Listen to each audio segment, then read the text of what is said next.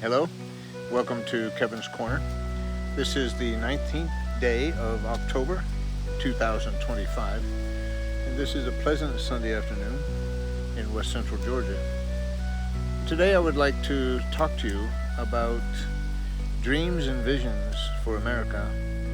There's a verse in Joel 2:28 that reads, "Your old men will have dreams and your young men will have visions."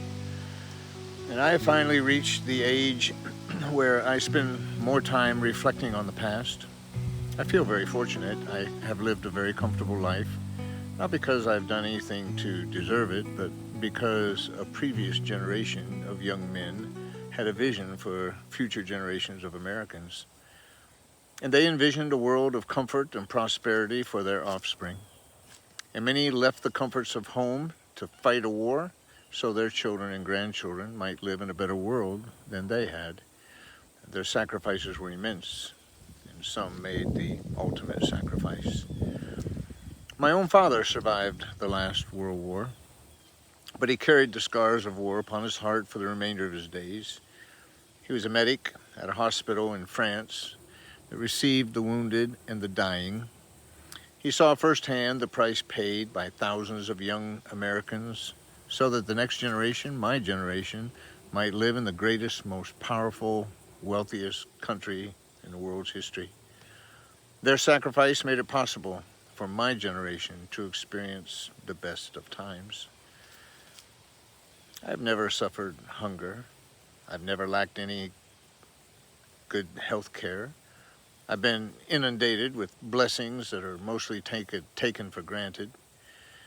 My entire life has been filled with good, caring, and Christian people. My career and education, 42 years and counting, has been wonderfully rewarding. I'm not claiming to have no regrets. I made some mistakes along the way and experienced many failures, but God has certainly given me far more than I deserve. Several years ago, a lumber company harvested all the pine trees and the hardwoods on 200 acres of property right across from where I'm sitting now.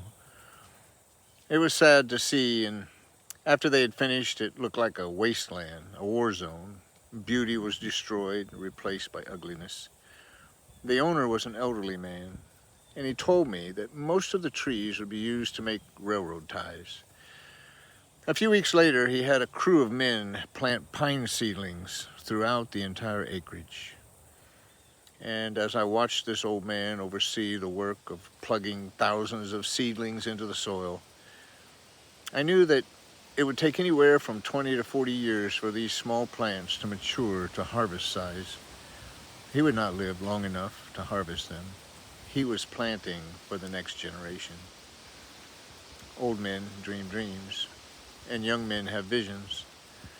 I've taught thousands of young people in my career as a teacher. As I approach the end of the road, I often ask myself, what is their vision for the future? How deeply devoted are they to that vision? What sacrifices are they willing to make to see their vision realized? Do they even have a vision? I knew about Charlie Kirk before he was assassinated. I had listened to his testimony. I heard him tell the story of how he was impacted by an older man who took him under his wing and invested greatly in him. Bill Montgomery met 18-year-old Charlie after he had spoken at a small college. He mentored Charlie and co-founded TPUSA with him in 2012. Sadly, he died of COVID complications in 2020 at the age of 80. An assassin's bullet could not stymie an old man's dream and a young man's vision. Rather, an explosion of growth occurred for TPUSA.